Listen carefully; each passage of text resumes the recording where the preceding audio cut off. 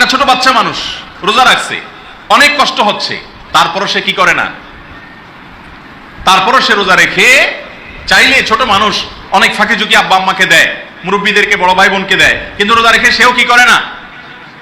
পানাহার করা তো অনেক পরের কথা, একটু পরপরই দেখবেন পিচ্চি পোলাপান রোজা রাখলে থুতু ফেলে। খেয়াল করছেন? বেশি নিয়ে এসে বারবার থুতু ফেলে। গ্রাম অঞ্চলে হলে বাড়ি থেকে বের হয়ে কেবল থুতু ফেলতে থাকে। কেন থুতু ফেলে? যদি থুতুগুলা ভিতরে চলে গেলে রোজা ভেঙে যায়। তাকওয়ার লেভেলটা দেখেন, আল্লাহর ভয়ে কতটা সে নিজেকে পরিশুদ্ধ করার চেষ্টা করছে, কসরতটা দেখেন। সিয়াম কিভাবে মানুষকে মুত্তাকি বানায় দেখেন, যে সে থুতু ফেলছে, অথচ থুতু গিললে তার রোজার কোনো ক্ষতি হবে না, তারপরও সে থুতু ফেলছে। কেন?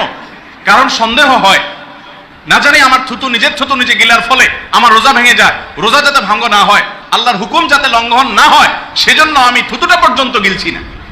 ঠিক না ঠিক? অনেক সাধারণ মানুষ, শুধু বাচ্চারা না, বড়রাও দেখা যায় যে একটু পর পর থুতু ফেলছেন, অযথা থুতু ফেলছেন, যদিও শরীয়তে থুতু ফেলতে নির্দেশ করে নাই। থুতু গিললে কোনো অসুবিধা নেই, রোজাদার ব্যক্তি নিজে থুতু নিজে দেয়। কিন্তু